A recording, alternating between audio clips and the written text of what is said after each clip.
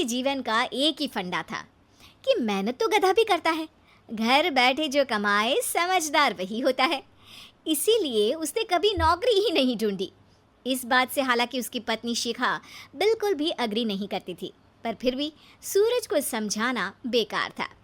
TV में कैसे बनोगे करोड़पति का ऐड देखकर उसे लगा कि बस अब तो घर बैठे ही वो करोड़पति बन सकता है, और उसके पीछे उसने अपने सारे सोर्सेस एक्टिव कर दिए। 2 हफ्ते में उसके कलीग के साले के पड़ोसी के बेटे का सोर्स निकलता है जो कि उसे शो में पहुंचा सकता है, और सूरज उससे मिलने चला जाता है। अच्छा, तो हमें मुकेश जी बता रहे थे कि आप हमें शो में पहुंचा सकते हैं। हाँ, उसमें कोई तकलीफ नहीं है। मैं कल अगर कोशिश करूँ तो इसी महीने में आपका नंबर आ जाएगा। अरे ये तो बहुत बढ़िया हो गया। अच्छा, वो सिलेबस और क्वेश्चन पेपर का कोई जुगाड़ है क्या? हैं? उसका तो कोई जुगाड़ नहीं है। तो वो वाकई में कुछ भी पूछ सकते हैं? हाँ, वो तो बच्चन जी पर है, जो पढ़ते हैं वो पूछ लेते हैं। पहली कोशिश फेल होने पर अब सूरज के सामने एक बहुत बड़ा सवाल था कि आखिर जवाब कहाँ से लाए। तब शिखा ने एक सजेशन दिया, क्यों ना सूरज अपने चचेरे भाई सुमित से मदद मांगे, जो कि यूपीएससी की तैयारी कर रहा था। हालांकि इतनी मेहनत करना सूरज को समझ में नहीं आता था, पर कोई और रास्ता ना मिलने पर वो आखिर सुमित से बात करता है। अरे सुमित, हमारा कैसे बनोगे करोड़पति के लिए सिलेक्शन होने वाला है, तुम हमें थोड़े चिट बनाने में मदद करोगे क्या? अरे भैया, चिट बनाए तो सालों हो गए, उसमें हमारा एक्सपर्टीज नहीं है, बल्कि आप बोलो तो हम आपकी पढ़ने में ज़रूर मदद कर सकते हैं। हट, कैसी अनाप शराब बातें कर रहा है तू। सूरज ने सुमित को मना तो कर दिया था, पर तैयारी करने के सिवाय कोई चारा उसे दिख भी नहीं रहा था, खासकर जब 12 के पेपर लीक करने के एक्सपर्ट शुक्ला जो भी हाथ जोड़ लेते हैं। आखिर सूरज को सुमित के पास जाना ही पड़ा, और उसने सुमित और शिखा से वादा किया कि वो बहुत मेहनत करेगा।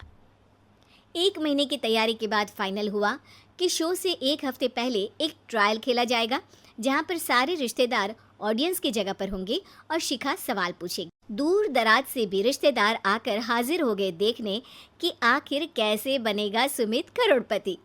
सब कुछ सेट था, और इतने में सूरज आकर अपना स्पीच देता है। ये 1 महीना मेरे लिए आसान नहीं था, पर अपने भाई सुमित और अपनी पत्नी शिखा की मदद से मैं इतनी दूर पहुंच पाया हूँ। मेरे मम्मी पापा के आशीर्वाद ने भी बहुत साथ दिया है मेरा। मैं उम्मीद करता हूँ कि आज के शो में आप लोगों को बहुत मज़ा आएगा। साक्षी पहला सवाल पूछती है, और पूरे कमरे में सन्नाटा छा जाता है। इंडिया में कितने स्टेट्स हैं? 3, सॉलिड, लिक्विड और गैस। अरे रुकिए, तो ऑप्शंस तो देने दीजिए। इतने में 5वीं कक्षा का चिंटू बोल उठता है। अरे क्या मामा, आप तो पहले सवाल पर ही आउट हो गए। अरे बेटा, पहला सवाल तो ट्रायल होता है ना। अरे तुम अब देखना। देखने जैसी बात तो थी ही। सूरज को इतना शांत किसी ने नहीं देखा था। कभी कभी तो लगता था मानो सूरज आंख खोल कर ही सो गया हो। मामा जल्दी करो प्लीज, कल सुबह पनवेल भी तो निकलना है। अरे हट, कंसंट्रेट करने दे मुझे। 3 सवाल में 3 लाइफलाइन खत्म हो चुकी थी, और अब चौथे सवाल पर भी सूरज का मौन नहीं टूटा, पर सूरज अभी भी हार मानने को तैयार नहीं था। उधर हर कोई सूरज को छोड़ सुमित को देख रहे थे। आखिर सुमित ने ही तो पढ़ाया था सूरज को। गजब बेइज्जती है यार। अरे बेटा, तो बाप का, दादा का, भाई का, सबका नाम बुड़वाएगा। अरे 3 लाइफलाइन ले ली तो भी तेरा कुछ नहीं होना है। अरे कोई इतनी बात करता है क्या शो पर? अरे बेटा, शो पर तेरे जैसे भी तो नहीं आते ना। सूरज की ये जंग आखिर 1 घंटे बाद 5वें सवाल पर खत्म हो गई, जब उसने इंडिया के नेशनल बर्ड का नाम कहा, कौवा। अरे बेटा, मज़ा तो बहुत आया, बस थोड़ा टाइम पर ख़त्म होता तो आनंद भी आ जाता। ताने बारिश के बूंदों की तरह बरस रहे थे, और सूरज को भी समझ आ रहा था कि ये करोड़पति बनना शायद उसके बस के बाहर की बात है। पर वो आखिर ये बात मान कैसे लेता?